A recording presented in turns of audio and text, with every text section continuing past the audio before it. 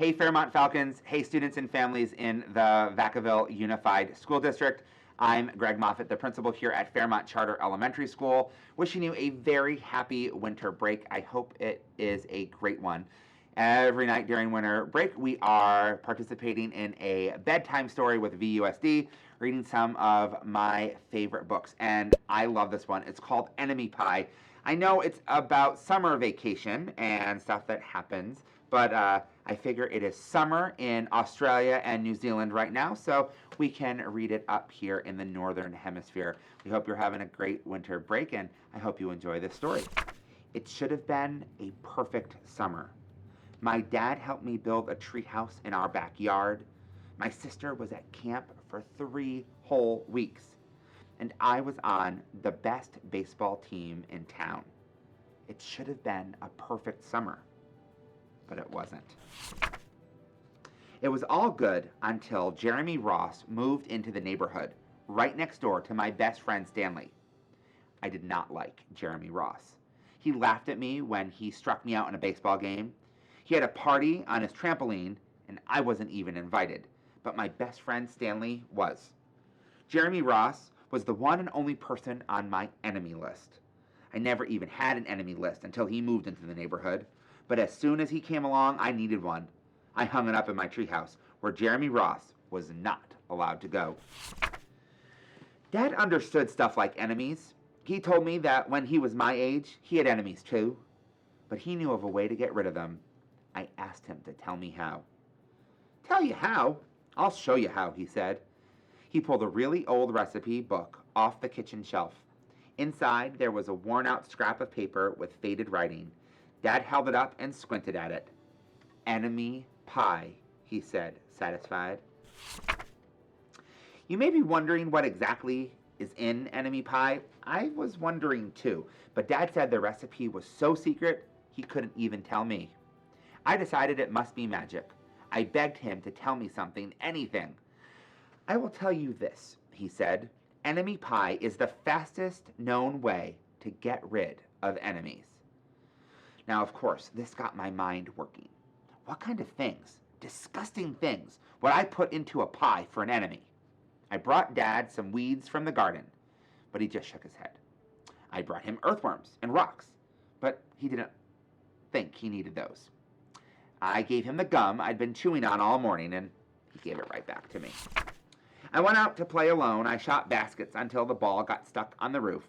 I threw a boomerang that never came back to me, and all the while I listened to the sounds of my dad chopping and stirring and blending the ingredients of enemy pie. This could be a great summer after all. Enemy pie was going to be awful. I tried to imagine how horrible it must smell, or worse yet, what it would look like.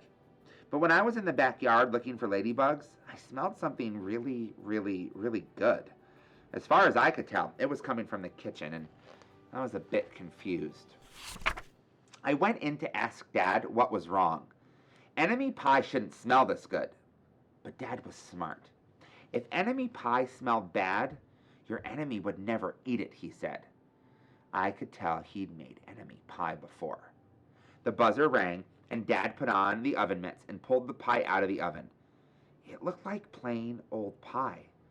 It looked good enough to eat. I was catching on. But still, I wasn't really sure how this enemy pie worked. What exactly did it do to enemies? Maybe it made their hair fall out, or their breath stinky. Maybe it made bullies cry. I asked Dad, but he was no help. He wouldn't tell me a thing. But while the pie cooled, he filled me in on my job. He talked quietly. There is one part of enemy pie that I can't do. In order for it to work, you need to spend a day with your enemy. Even worse, you have to be nice to him. It's not easy, but that's the only way that enemy pie can work. Are you sure you want to go through with this? Of course I was. It sounded horrible. It was scary, but it was worth a try. All I had to do was spend one day with Jeremy Ross. Then he'd be out of my hair for the rest of my life. I rode my bike to his house, and I knocked on his door. When Jeremy opened the door, he seemed surprised. He stood on the other side of the screen door and looked at me, waiting for me to say something. I was nervous. "Can you play?" I asked. He looked confused. "I'll go ask my mom," he said. He came back with his shoes in his hand. His mom walked around the corner to say hello. "You boys stay out of trouble," she said, smiling. We rode bikes for a while and played on the trampoline. Then we made some water balloons and threw them at the neighbor girls, but we missed. Jeremy's mom made us lunch, and after lunch we went over to my house. It was strange, but I was kind of having fun with my enemy. He almost seemed nice. But of course, I couldn't tell Dad that since he had worked so hard to make this enemy pie. Jeremy Ross liked my basketball hoop. He said he wished he had a basketball hoop, but that he didn't have room for one. I let him win a game just to be nice. Jeremy Ross knew how to throw a boomerang. He threw it, and it came right back to him. I threw it, and it went over my house and into the backyard. When we climbed over the fence to find it, the first thing Jeremy noticed was my treehouse. My treehouse was my treehouse. I was the boss. If my sister wanted in, I didn't have to let her. If my dad wanted in, I didn't have to let him. And if Jeremy wanted in...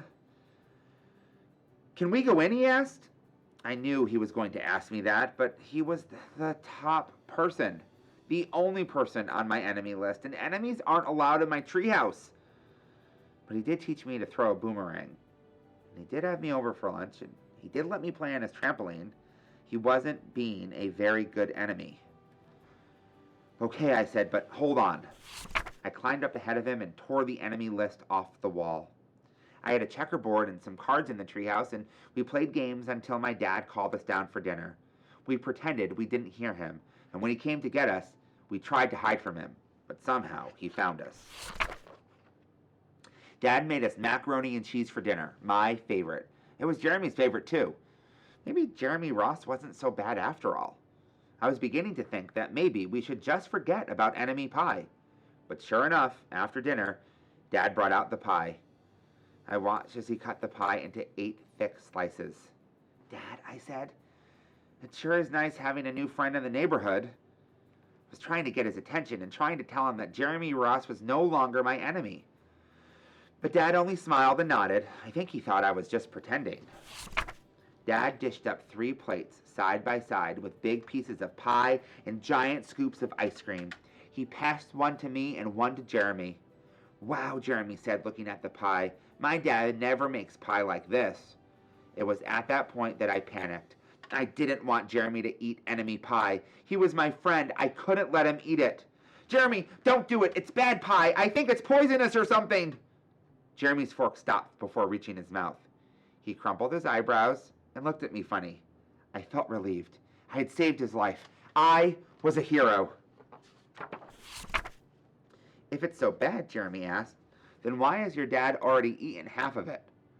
I turned to look at my dad. Sure enough, he was eating enemy pie. "Good stuff," he mumbled through a mouthful. And that was all he said. I sat there watching them eat enemy pie for a few seconds. Dad was laughing. Jeremy was happily eating. And neither of them was losing any hair. It seemed safe enough, so I took a tiny taste. Enemy pie was delicious. After dessert, Jeremy rode his bike home, but not before inviting me over to play on his trampoline in the morning. He said he'd teach me how to flip. As for enemy pie, I still don't know how to make it.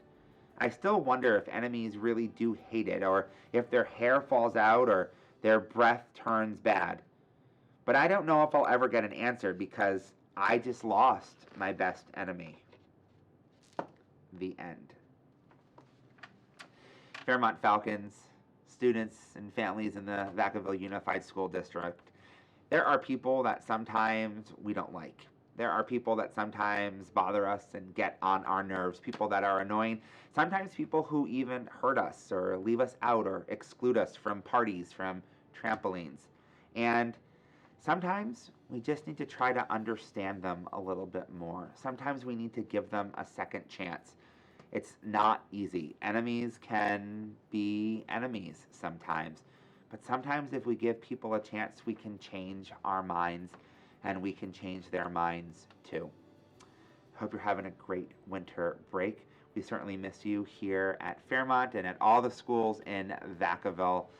We'll see you January 6th, 2020, and until then, have a very good night.